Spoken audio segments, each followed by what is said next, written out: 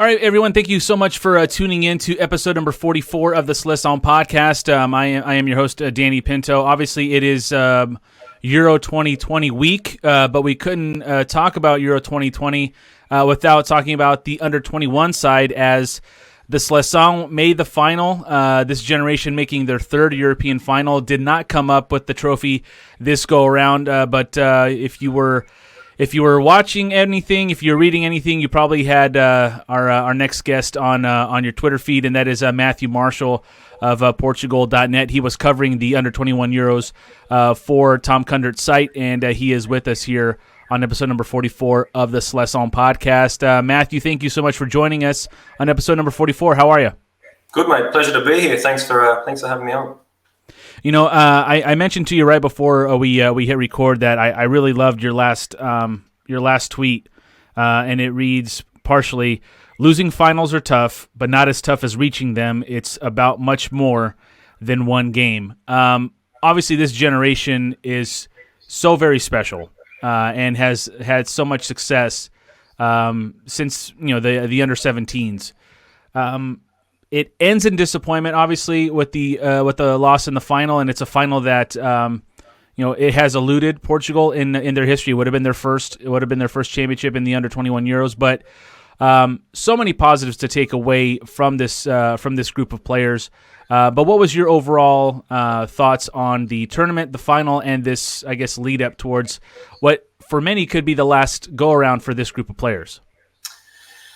Yeah, it's definitely disappointing to lose the final, but as I said, I think people get a bit carried away on one game, and then the things that can happen in one game of football that could swing it either way.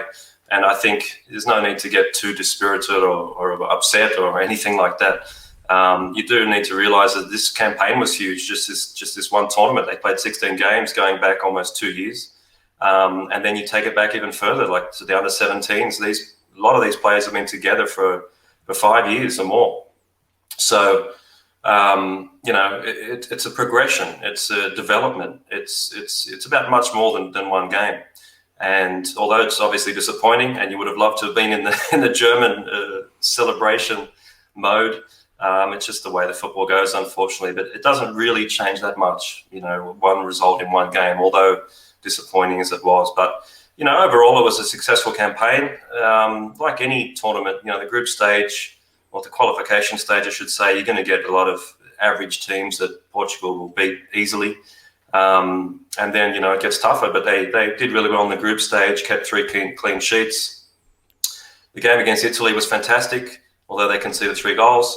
And they kept Spain out, although they were on the back foot for most of that game. And then against Germany, unlucky, you might say. We could break it down a bit later, but it shouldn't take away the big picture, which is that Luis Jorge's aim or job description is really just to get these players ready for not only the rest of their careers, but to get some of them into the senior side. And I think he did a pretty good job of that. We and for folks who don't know, Matthew covers the Seleção and a lot of Portuguese football for Portugal.net. But Matthew, you are based in Germany. It's the Under-21s, and Germany is a multi-World Cup champion. But what has been the reception of these young German players winning this tournament in the country? I know you've only been back a couple of days, actually probably just one day, but the newspapers, media, what's the response to this European Championship for the Under-21s? Honestly, I don't read a whole lot of news. I try and sort of keep myself isolated from a lot of noise, I guess. But from what I gathered with the journalists and the people at the stadium, obviously, they're elated. And I guess you could just transfer what Portugal would have been feeling, all those emotions of pride and excitement for how many of these guys are going to get into the senior team and how well they're going to develop. All those similar ideas, I guess you were just feeling that on the German side. As you say, I had an eye on quite a few of the players. I was really lucky to see Riedel Baku on his debut for Mainz. And he scored in the last minute. And I managed to talk to him in the press area after the game. And it's really interesting to see a guy on his first game and now to see him again He's just blossomed into a really, really good player. He's so versatile, really good guy. And, thrilled for him. And, Nemecha, obviously Florian Wirtz, they've got a lot of talented players. Arne Meyer, he's been he's been playing in Bundesliga for years. So it's just going to be the same things that Portugal would have been feeling if we had won the final, just pride. And, they had quite a lot of support there, as you can imagine, with a pretty short drive. But, unfortunately, I don't take a lot of news into my. That's all right. That's all right. With everything, might sound weird to people, but I try not to get influenced by a whole lot of noise and what other people are saying about things. I try not to let things influence what I think about what's going on and certain players. Obviously, there'll be a lot of crossover and a lot of similarities, but I try and sort of shut myself off from a lot of what's going on and a lot of what people are saying. But yeah. Germany did really well, and they deserved the title. They won the game, and that's all that really matters. We're talking with Matthew Marshall of Portugal.net. He covered the Under-21 European Championship for Portugal.net. You could follow Matthew on Twitter at NoobsCorp. That is NoobsCorp. We are discussing the European Championship on the Under-21 side here on episode number 44 of the Seleção podcast. I'm your host, Danny Pinto.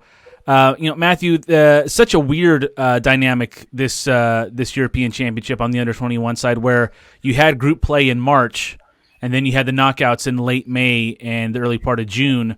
And I remember discussing this with Alex Gonçalves of Tuga Scout, where it's like, how are they going to do the teams in the knockouts? Is it the same team that it was called up in March? Because, I mean, it's a tournament. You don't get to really change your team in the tournament normally.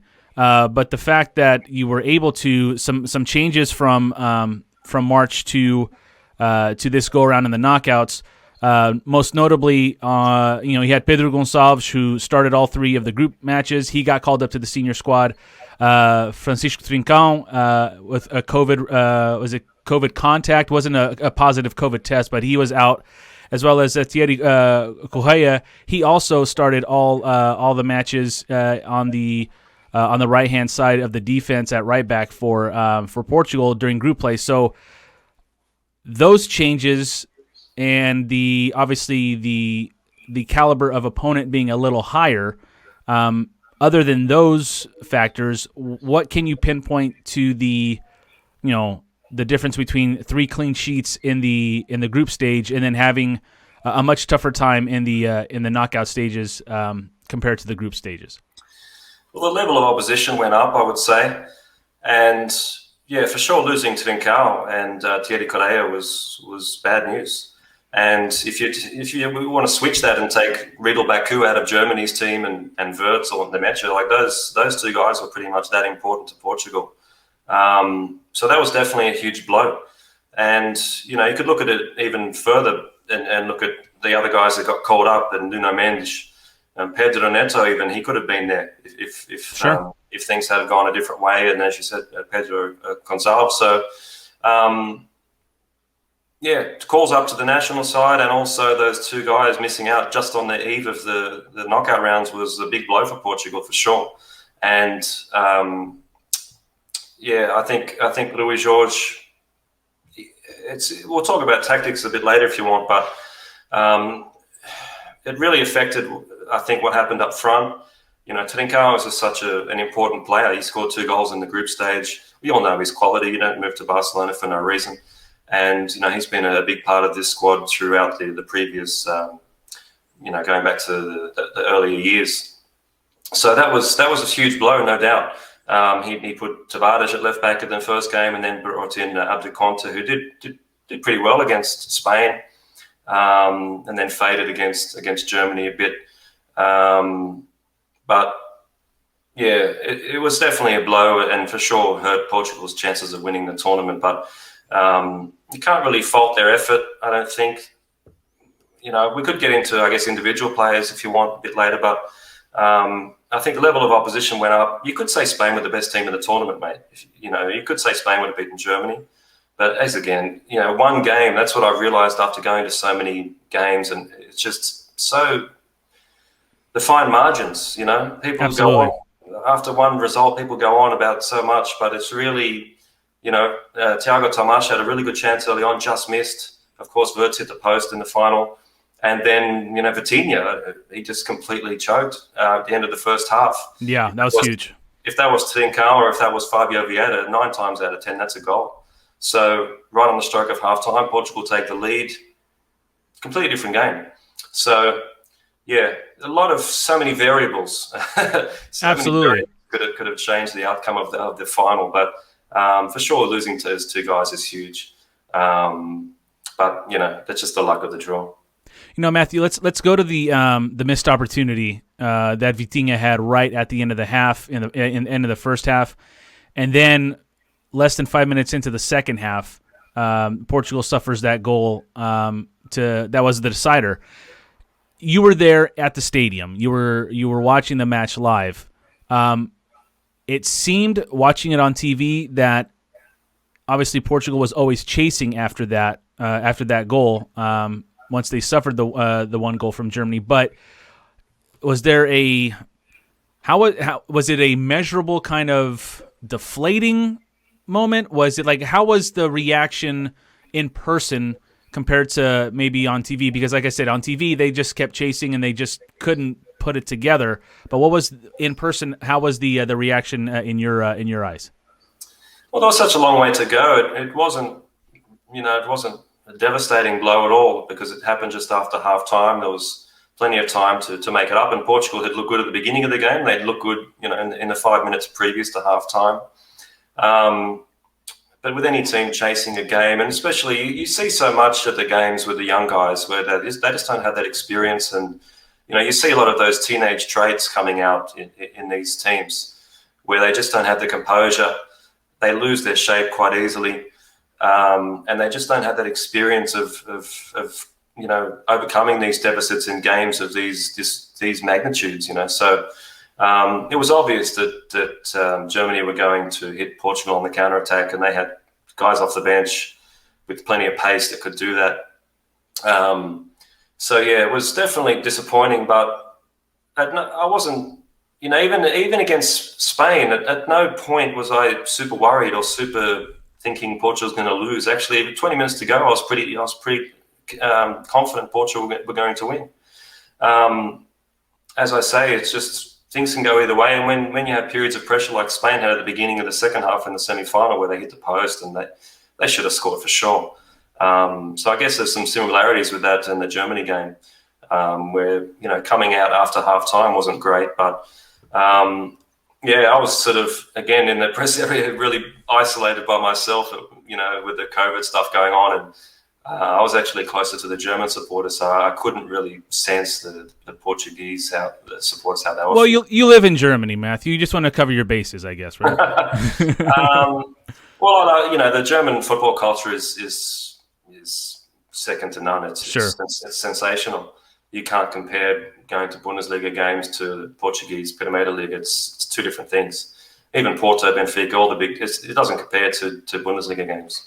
So I have a lot of respect for German supporters, and what they do, the way they get together, the way they protested about the Monday night games and forced the DFB to get rid of them, where in Portugal you still got these crappy, Monday night late kickoffs, and you don't know who's playing like next week, and you can't plan your trip. So yeah, I've got an affinity obviously for both teams. So it was interesting to be there with for both teams in the final for sure.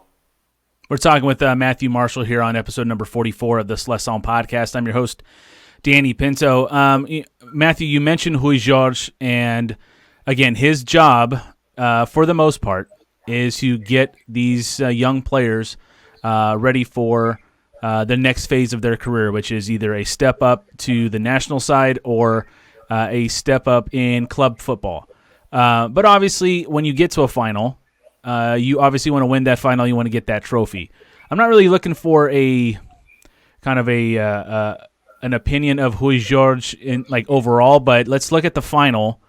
And I think the first maybe question came at halftime, not so much with Rafael Leão coming in, but having Danny Mota go out. In your opinion, was that maybe I don't want to say the right move, but And I don't think it was a move that cost them anything, in my opinion, because they still had every opportunity. But was that like a head scratcher for you coming out of the locker room for the second half? My initial thought when I saw him warming up was that, Portugal were looking to run in behind quite a lot, and Abdu Conte released Danny Pinto quite a lot down the left in the opening minutes of the game, and they got their first chance through that channel. So my initial thought was they're going to keep doing that, they're going to do more of it, and Leão maybe has more pace. So that was my initial thought of it. But yeah, I've rated Danny Pinto really highly throughout the whole qualification phase. So quality for quality, of course, people are going to look at the market values and the teams they play for. And unfortunately, in the press conference, you only get one question. I would have asked him about it. Unfortunately, I don't think any of the journos did. So yeah, I wasn't able to ask him exactly why it happened, why he decided to do that. But my initial thought was just that they're going to try and exploit that, those channels, and maybe Leão has more pace. But I was at the Under-20 World Cup 2 years ago, and a lot of these players were there. And one thing I've learned as a journalist going to a lot of matches and talking to managers and players is that I'm far less critical now than I was before I started doing that, because you're talking to these guys, you're standing next to them, you're not just at your keyboard in a different country miles away. It's a completely different thing. So I'm still critical, I think, when I need to be, or when I think there's a legitimate reason to be, but I try not to be critical that much. But I just got a huge feeling at the Under-20 World Cup that Jedson and Rafael Leão had some attitude issues. I'll put it nicely like that. Maybe they sort of feel like they're too good to be there or something, which is maybe doesn't make sense in a way, but it just something didn't look right with those two guys. And I still haven't changed my opinion 2 years later. So, yeah, I don't know. I don't want to go too far with that, but it's just something I noticed 2 years ago and something I still think exists. Obviously they got a long way to go in their career, but I think attitude plays a big part in these tournaments. And maybe man for man, you saw Germany with a superior attitude. All right, fair enough. Let's talk about some of the players. I believe there were 5 players that made the all-tournament team. Diogo Costa, Diogo Queiroz, Bragança, Vitinha, Fabio. I'm sorry, maybe not Bragança. I think Vitinha, Fabio Vieira, and then Danny Pinto. Again, the thing with these under 21s, 23s, it's all about getting to the goal of these players is to get to the next level. And with this group of players is in a very weird transition in terms of going from the under 21s. There is no Olympics for these players to play on the under 23 team. They failed to qualify for Tokyo this summer. The Olympics won't happen for another 3 years. Maybe some of these younger players could, if Portugal gets to the Olympics in 3 years, perhaps they could put on that Seleção shirt again. But these players that I mentioned, and first and foremost, Diogo Costa kept the Seleção in this match numerous times, and he was going hockey style with these kick saves on both ends. To me, I think he is a logical successor eventually to Rui Patrice and Anthony Lopes. I could see him take that third spot from guys like Rui Silva or Zessa, whoever it is. But talk about who you think might be ready to go, maybe sooner rather than later. Some players who might need that first-team club experience first before making a claim to get to the senior side of the Seleção, and perhaps maybe some players who we might not see again in terms of making a big difference wearing the green and red of Portugal again. Yeah, it's a good question, and a lot of it obviously depends on the depth of the senior side and what position you play, and obviously Vitinha has a big future, but he's going to get stuck behind a lot of excellent players on the senior side for quite a while, you would imagine. We'll start from the back end. Yeah, Diogo Costa had a fantastic game, and if I was Porto, I would just put him straight in the first team. These guys need to play. A lot of these guys, same story. They need to play. Diego Leite has always worried me. I've always got nervous when the ball goes near him. But he had his best game I've ever seen him play in the semi-final against Spain. I thought he was immense. I thought he was pretty good also in the final. I always thought that Diogo Queiroz was superior to Diogo Leite, but obviously he's at Famalicão now. And I don't know if either of those two guys are going to step up. They need to do more at club level, obviously. But you would have thought that central defensive position, we've been talking about it for how many years now with the senior side, who's going to come through. I don't know if these two guys are going to do it. It might be the two youngsters at Sporting do it before them. It could be Thiago Gelo. I don't know. Thiago Dalot, obviously, is playing at AC Milan. He's improved in 2 years. You can see it. He basically got dropped in the Under-20 World Cup. He was so poor. But obviously, you can see his improvement. Still got a lot to work on. All these guys have so much to work on. And obviously, Nuno Mendes has already gone up. So there's no real left backs you would really mention. Florentino Luis, just terrible decision to go to Monaco. I don't know who advised him, or just a terrible decision, of course, in hindsight, but he's just lost a whole year of his career going there. And, Rui Jorge had to drop him and bring in Bragança, who I don't think is a natural holding midfielder. And you could see that, Florentino, obviously, he gave up the ball for Germany's first great chance. He gave up the ball again late on. And he's just that split second off the pace, having not played. And, he's lost a whole lot of development. So he has to play somewhere. He's still got a lot of potential for sure, but he's got to start playing somewhere. But Bragança, again, I don't see him as a holding midfielder personally. And again, he's going to get stuck behind heaps of guys in the senior squad. Who else we got? I've said that Fabio Vieira is the best player in this team since qualification. That was assuming Trincão wasn't there. He'd gone to the senior side. But I've had raps on Fabio Vieira for ages, and he deserved player of the tournament. He was just a one-man show in the final. It's just everything is going through him. He's super versatile. But as I asked Rui Jorge about him after the final, and he admitted he's got a lot to work on. He's got to work on his positional play, his defensive plays, those sort of fundamentals. But his vision, his technical ability, passing. He could have scored from halfway in the final. It wasn't that far off, really. Yep. And he's capable of assists. He's cool under pressure. As I say, he goes through instead of Vitinha. That's pretty much a goal. If you're sort of thinking Vitinha, Fabio Vieira, just look at that moment. And that will probably tell you a bit about the two players. But again, he's got to play. I don't think he's a Sergio Conceição type of player. He's probably got to leave Porto. Where he goes, I've got no idea. But it's, and who else we got? Danny Mota, fascinating guy. Yeah, he is. Reading up a little bit on him, it's like, again, I focus more on the senior side, but as this tournament progressed, you get to learn about more and more about these young guys, and you try to figure out where they fit in the senior side future. And but just reading about him, he's a fascinating character.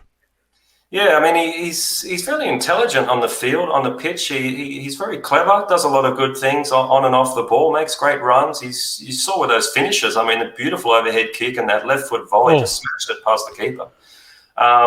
You sort of worry about him when he's got to take a guy on one-on-one, and he sort of puts his head down a bit and doesn't really have that dribbling ability. He's pretty good close to guys, but when he has to sort of beat them from a little bit of a distance, he doesn't really have that skill. So interesting if he stays in Monza for another season in Serie B, or if someone takes a chance on him at a higher level, and if he gets enough playing time to step up, who knows? Thiago Tomas, we know. He's got a fantastic future. He came into this squad really late. Rafael Leão, we've already touched on my concerns about him. Who are we missing?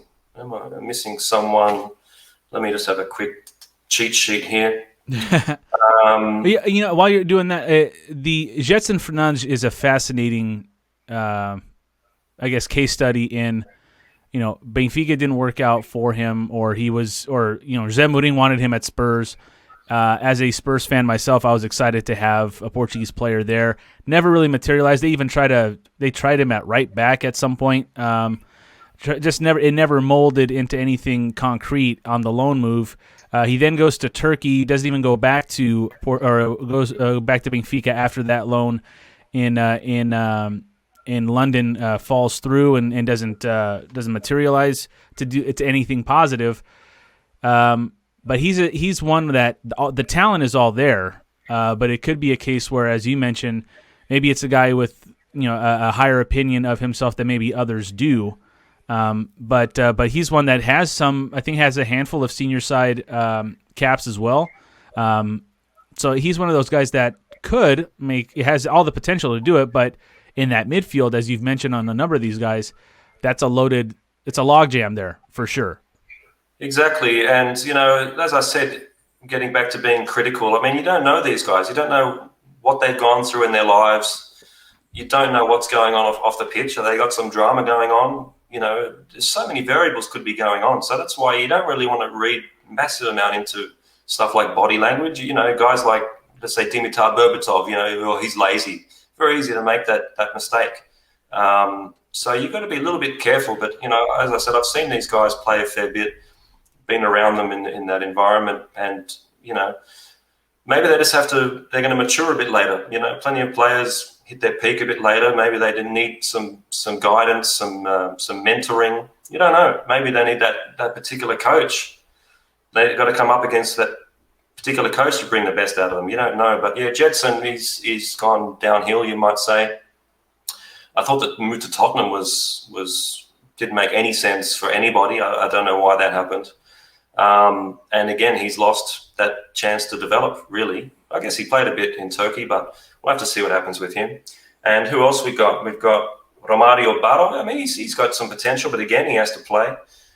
Francisco Conceição is an interesting one, isn't he? Because obviously, he's played a bit at Porto and, he scored 2 goals off the bench. Looks like a very promising player, pretty tricky. He's got a lot of confidence in his ability. And you like what you see with him. Sure. Off the ball, attitude, desire. Again, you contrast that with the other 2 guys we've sort of discussed, and you like what you see with him, and you can see massive room for development with him. So he's got a bright future. It's just interesting to see what happens. Jota is another guy who's been super important for all of these youth teams, and again moved to the La Liga and really moved to a poor team. Had some injury issues, didn't really do much there. But when he plays for Portugal, he tends to step up. He's always does well, always keen, always hungry, always looking to make something happen.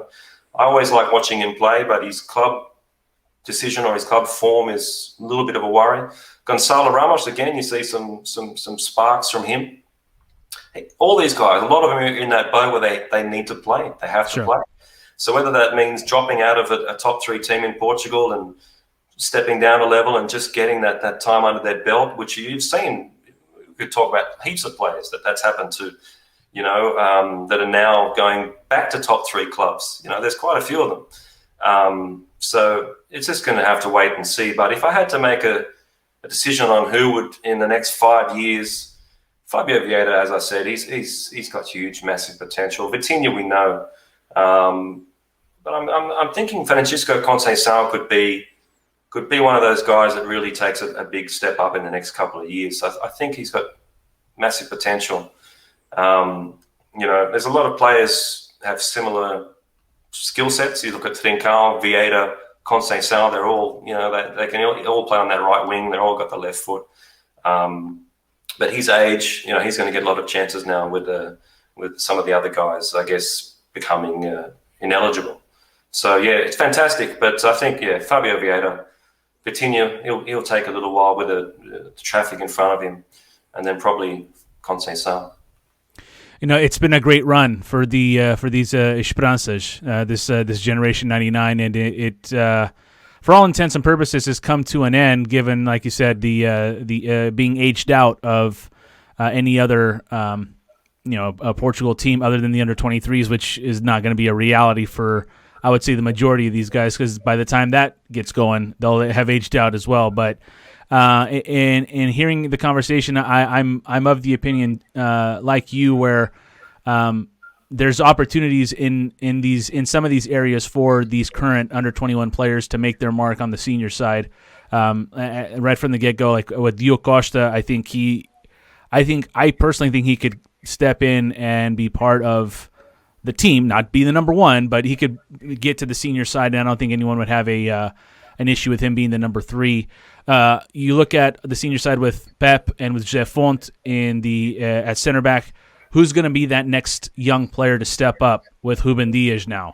Late and Queiroz, they proved that they are very capable. You mentioned the young guys at Sporting as well. There's a pipeline there. We just have to figure out where that pipeline is going to come from. Nuno Mendes is already on the left hand side for Portugal at some point. That's pretty much in pen. A lot of traffic to get through on the right backside if you're an under 21.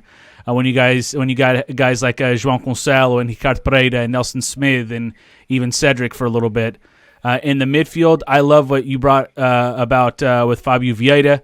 I think he's that next guy with Vitinha, but it's all a matter of where and when, because João Moutinho is really the only one who's going to age out anytime soon. You still have some guys like William and Daniel Pereira who are they're up older, and when I say older, they're in their late 20s, early 30s.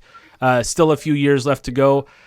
I honestly think the toughest spot to get in is probably up front because of guys like Felix and Diogo Jota, and Trincão's already had a handful of appearances too for the senior side. André Silva is still very much a factor. It's an unknown yet because he just hasn't had the consistency in big tournament play. Gonçalo Guedes, you never know. He's been injured the last year and a half, but he's on the squad this time. So, Matthew, this is all in a roundabout way to say is there's plenty of talent on this senior side. There's talent coming from these younger sides. I would be of the opinion, and I'd like to get your thoughts. Your final thoughts here is, where do you see this bridge, I guess, of talent, contributing to the Seleção in the next 2 to 3 years? To me, there should be no reason why they can't continue the success that the senior side has had in the last half decade or so. Yeah, as we mentioned, so much just comes down to the position, And Diogo Costa was a guy I didn't mention, but yeah, the only reason I didn't is because you can't see Rui Patricio going anywhere for sure, yeah, for ages. So that's why I guess I didn't go into him into more detail. I guess we did at the beginning of the discussion, but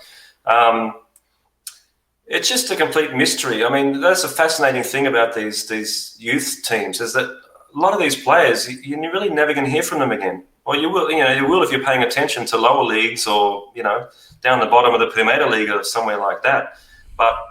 And as I mentioned, a lot of people I think just don't think about is what's going on with these guys. Like, they've lived 20 years. They've all got their own histories. They've all got so much going on, and without that right sort of mentorship and that right leadership and the right coaching, you're just not going to reach your potential. So, I think Portugal's in a lucky position in a way that they don't need a whole lot of guys to step up from the youth team right now. Sure. It's already happened with, as you said, Nuno Mendes, and Gonçalves now offers another body in midfield. Yep. And as you said, there's so much strength up front with André Silva and Jota and Felix and all those guys. So there's not a huge need for a lot of these players to step up. As we said, centre back is the main one. And I'm not sure if Leite or Queiroz are going to be anywhere near the Seleção senior side anytime soon. I don't see it happening. I just don't see it happening for some reason. So we might have to wait for the next, batch, the next, group of guys to come through and next under-19 championship, next under-21 championship, and maybe then we'll have that guy. like a Ruben Dias or someone that's really obvious in that central defensive position. But Portugal's in a lucky position. They're stacked, you could say, in so many other positions. But I just want to go back to Fabio Vieira. Sure.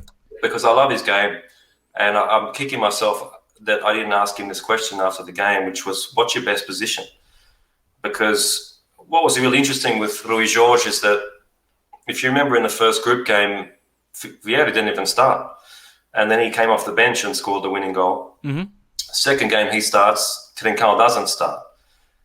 But both these guys have to start. So what Rui Jorge did was basically move away from the wingers, the 4-3-3, you might say, basically just to accommodate Fabio Vieira in the team with Trincão.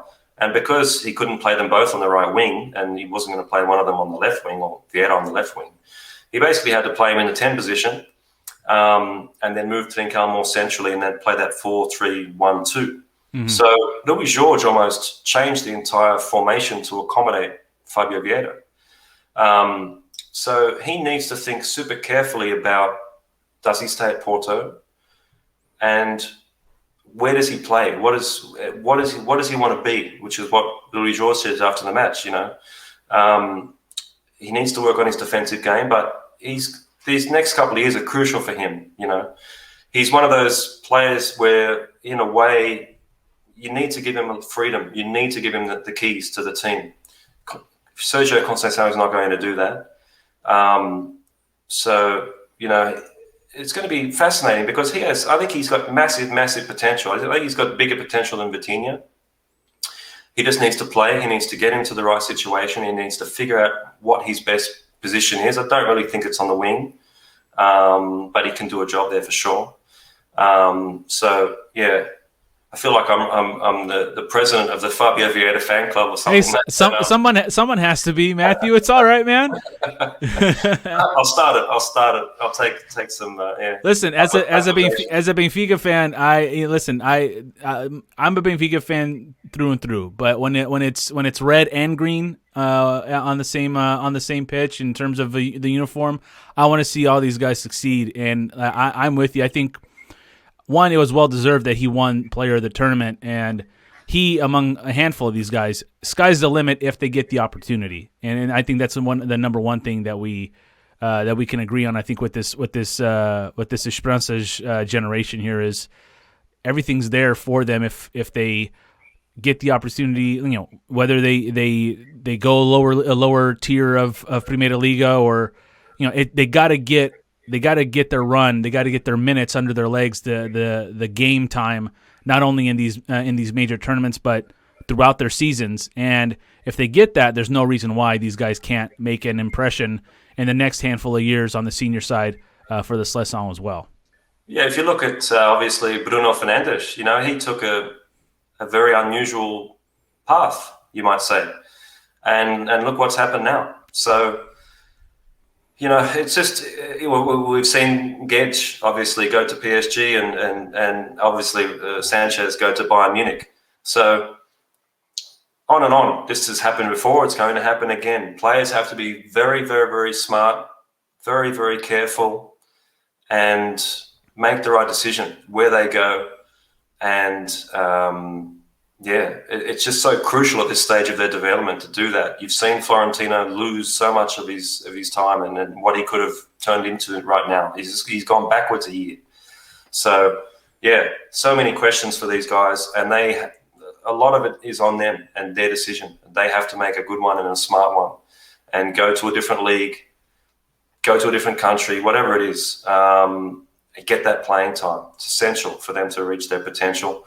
And I hope that some of them, go a bit left field, go somewhere where they can be that main man and then get a couple of years of really solid football under their belt, gain that confidence, get that first team action, work on all the parts of their game they need to work on, and turn into that complete player, and then hit that senior side running.